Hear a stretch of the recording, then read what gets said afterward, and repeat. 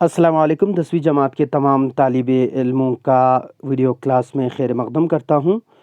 تو پیارے طالب علموں، ہم نے افسانہ کے بارے میں پڑھا، افسانہ کے اجزائے ترکیبی کے بارے میں ہم نے پڑھا۔ ہم نے یہ پڑھا کہ افسانہ ایک مختصر سی کہانی ہوتی ہے، ایک چھوٹی کہانی ہوتی ہے جس کی ایک شروعات ہوتی ہے، ایک ارتقاء ہوتا ہے اور ایک اختتام ہوتا ہے۔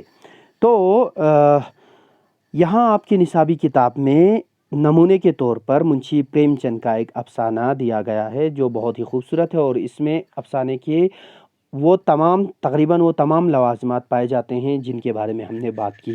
حالانکہ یہ ضروری نہیں ہے، آج کل کے دور میں افسانے کے جو لوازمات سارے ہم نے گنے وہ سارے ہونا ضروری نہیں ہے، بلکہ کچھ رائٹرز، کچھ مصنفین جو ہے اس کو دانستہ طور پر جان بوجھ کر ان میں سے کچھ لوازمات کو نہیں برتتے ہیں، ان کو استعمال نہیں کرتے ہیں۔ منشی پریم چند، جیسے کہ ہم نے کہا، اردو افسانہ نگاری میں ان کا مقام بہت بلند ہے۔ انہوں نے بہت سارے افسانے لکھے ہیں۔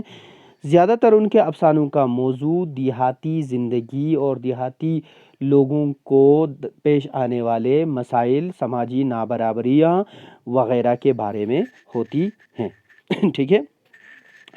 منشی پریم چند کا افسانہ کفن اردو کا ایک شاہکار افسانہ ہے، آپ ضرور پڑھیے گا۔ چھوٹا سا ایک افسانہ ہے، کہیں کسی کتاب میں اگر ملے تو پڑھ لیجئے گا، یا نیٹ پر بھی دستیاب ہوگا۔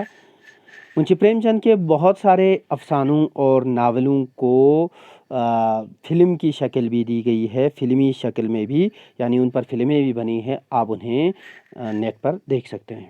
تو یہ چھوٹا سا افسانہ جس کا نام ہے عبرت، ہم یہ پڑھیں گے۔ عبرت کا مطلب ہے نصیحت، یعنی آپ کا رویہ یا آپ کی سوچ کا تبدیل ہو جانا کسی واقعے کی وجہ سے، اس کو ہم بولتے ہیں عبرت حاصل کرنا۔ تو اس افسانے کا نام عبرت ہے۔ آپ افسانہ پڑھیے گا، پڑھنے کے بعد آپ فیصلہ کیجئے کہ اس کا نام عبرت صحیح رکھا ہے یا نہیں رکھا ہے۔ تو چلیے افسانہ شروع کرتے ہیں۔ افسانے میں کیا ہے، 3 کردار ہیں۔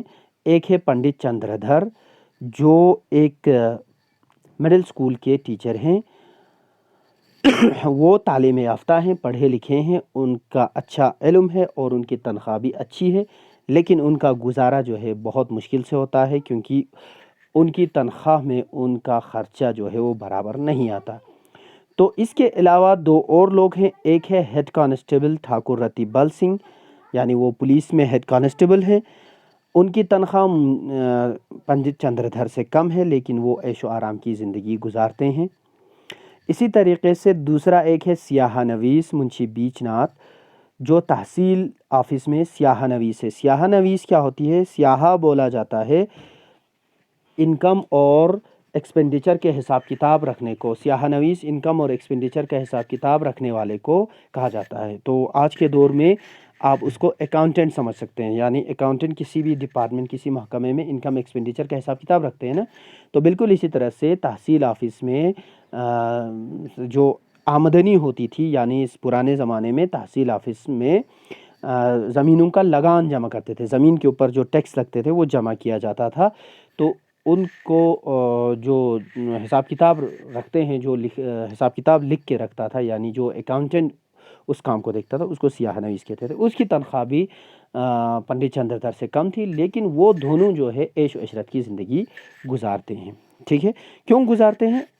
اس لیے کہ یہ دونوں محکمے ایسے ہیں جس میں پبلک ڈیلنگ زیادہ ہے، تو ہو سکتا ہے پبلک جو ہے ان کو رشوت وغیرہ دیتے ہوں گے، اسی لیے ان کی بالائی کمائی ہو جاتی ہے، 2 نمبری کمائی ہو جاتی ہے، اسی لیے وہ آرام سے زندگی گزارتے ہیں، وہ عیش سے زندگی گزارتے ہیں۔ ٹھیک ہے، چلیے اب پڑھتے ہیں۔ پنڈت چندردھر نے ایک اپر پرائمری مدرسے کی مدرسی تو لی تھی، مگر ہمیشہ پچھتایا کرتے کہ ناحق اس جنجال میں آ پھنسے۔ اپر پرائمری آپ سمجھ گئے، مڈل اسکول کو کہتے ہیں۔ مدرسی مینس ٹیچنگ، یعنی ٹیچر بن گئے، تو یہ پچھتایا کرتے تھے کہ ناحق اس جنجال میں آ پھنسے۔ جنجال ہوتا ہے در بدر مشکل، ہاں۔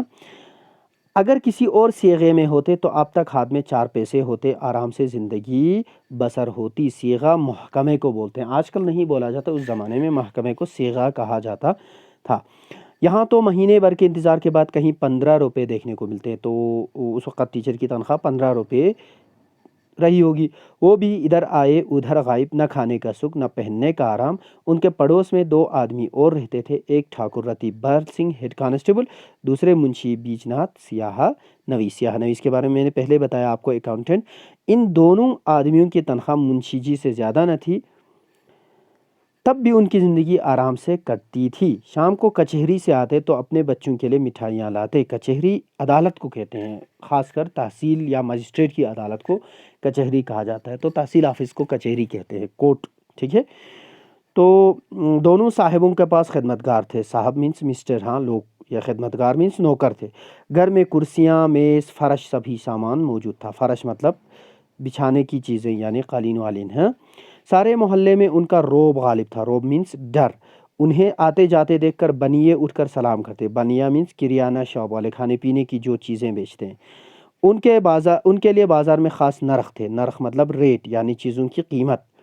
آنے سیر کی چیز ٹکے سیر پر لیتے۔ آنا اور ٹکا جو ہے وہ پیسے ہوتے تھے اس زمانے میں، یعنی 1 روپے سے چھوٹا ہوتا تھا آنا،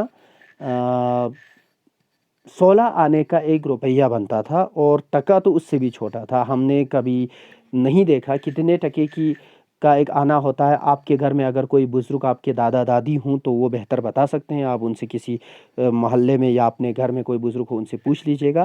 ہم نے آنا دیکھا ہے، 1 آنا، 2 آنا، ایسے پیسے ہم نے دیکھے ہیں۔ تو جب سے یہ انڈیا میں انگریزوں کے زمانے کے بعد سے یہ پیسے کا چلن چلا، 1 پیسہ، 2 پیسہ، پھر جو ہے وہ 100 پیسے کا 1 روپیہ۔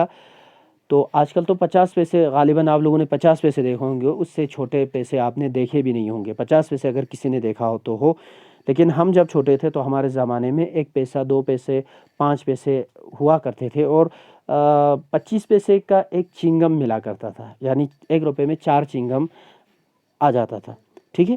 تو یعنی مطلب اس زمانے میں یہ تھا کہ 1 آنے میں اگر کوئی چیز 1 سیر مل جاتی تھی تو یہ لوگ 1 ٹکے میں وہ 1 سیر کی چیز لیتے تھے۔ اب سیر کیا ہوتی ہے؟ سیر وزن کا مطلب میجرمنٹ ہے۔ 1 کلو سے تھوڑا کم، یعنی 900 950 کے آس پاس، 900 950 گرام کے آس پاس کی وزن ہوتی تھی سیر۔ سیر کا بھٹا جو ہے بہت سارے گھروں میں ممکن ہے آج بھی ہو، تو وہ سیر کا جو بٹا ہوتا ہے، وہ وزن، وہ لوہا، وہ سیر والا اگر بٹا اگر کسی کے پاس گھر میں موجود ہے تو اسے سنبھال کے رکھنا، حفاظت سے رکھنا قیمتی چیز ہے۔ وہ میوزیم والے اس کی اچھی قیمت دیتے ہیں، ٹھیک ہے۔ اچھا، تو لکڑی ایندھن مفت، شام سویرے ان کے یہاں آدمیوں کا مجمع رہتا۔ پنڈت جی ان کے یہ ٹھاٹ دیکھ کر کٹھتے۔ ٹھاٹ مطلب ہو گیا عیش و عشرت، کٹھتے مطلب اپنے آپ کو دکھ ہونا، ایک جلن ہونا، ٹھیک ہے۔ اچھا، اور اپنی تقدیر کو کوستے۔ علم و لیاقت میں وہ لوگ ان کے پاسنگ بھی نہ تھے۔ اب یہ پاسنگ کیا ہوتا ہے میں آپ کو بتاؤں، پرانے زمانے میں، بلکہ آج بھی گاؤں میں ہوگا، جو ترازو ہوتا تھا وہ اس طرح سے ڈنڈی دار ترازو ہوتی تھی، بیچ میں ایک ہینڈل، کوئی ڈوری لٹکا ہو اس کو پکڑنے کے لیے، اور یہ ڈنڈے کے 2 سروں پر ترازو کے 2 پلڑے، ٹھیک ہے، ترازو کے 2 پلڑے اس طرح سے ہوتے تھے، اور یہ ضروری تھا کہ یہاں سے یہاں برابر ڈسٹنس ہو، یہاں سے یہاں ان دونوں کے بیچ میں برابر ڈسٹنس ہو، تاکہ دونوں پلڑے برابر آ جائیں، اور پلڑوں کا وزن بھی برابر ہونا چاہیے، اور یہ جو ڈوریاں جن سے یہ پلڑے بندھی ہوئی ہیں یہ بھی برابر ہونے چاہیے۔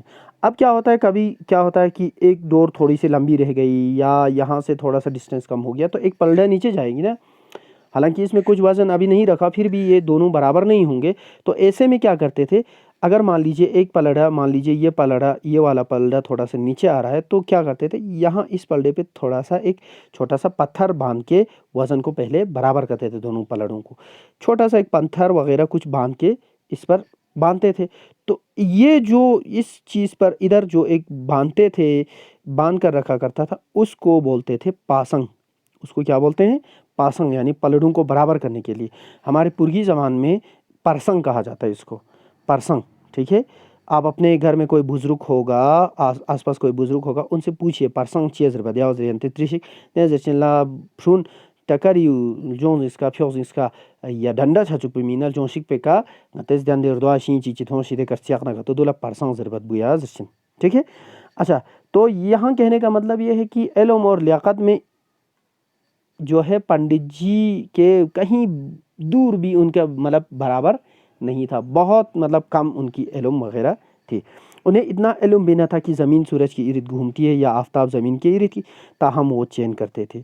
वो लोग कभी कभी अज़राह तरहम ज़बान रहम करके पंडित जी के साथ हमसायगी के हक़ अदा किया करते। कभी सेर आध सेर दूध भिजवा देते दिखां दिया ओरिजिनल चर्चा सेर चर्चा, आजकल तो लीटर में हम नापते हैं ना। कभी तरकारियाँ होती है सब्जियाँ, मगर उनके एवज़ पंडित जी को ठाकुर साहब के 2 और मुंशी जी के 3 लड़कों की निगरानी करना पड़ती। ठाकुर साहब फरमाते, पंडित जी ये लड़के हरदम खेला करते, इनकी ज़रा तंबीह कीजिए। तंबीह मीन्स नसीहत करना, थोड़ा सा डराना धमकाना। मुंशी जी कहते ये लोंडे आवारा हुए जाते हैं, ज़रा इनकी निगरानी किया कीजिए। लोंडे लड़कों को बोलते हैं, ठीक है। ये फरमाइशें ऐसे मुरब्बियाना लहजे में की जाती गोया पंडित जी उनके ज़रख़रीद ग़ुलाम हूँ। मुरब्बियाना लहजा, मुरब्बी क्या होता है? मेंटोर होता है, यानी जो आपको सरपरस्ती करता है।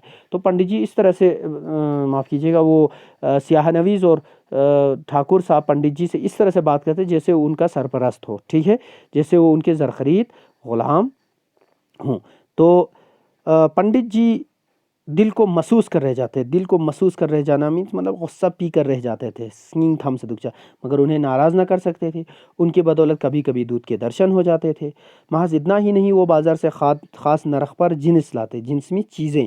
इसलिए बेचारे इस तहक्कुम को ज़हर की गूंद की तरह पी लेते। तहक्कुम मीन्स हुक्म। उन्होंने इस सिगे से निकलने के लिए कोई बात उठा ना रखी, कोई बात उठा ना रखी। ये मुहावरा है, ये एक मुहावरा है।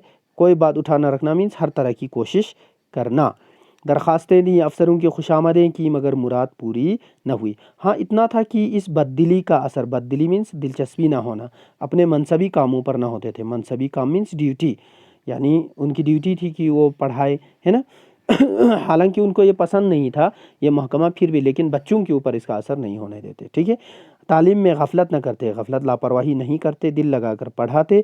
इससे इनके अफसर खुश होते, साल में कुछ इनाम देते थे और तरक्की का जब कभी मौका मिलता उनका ख़ास ख्याल रखते।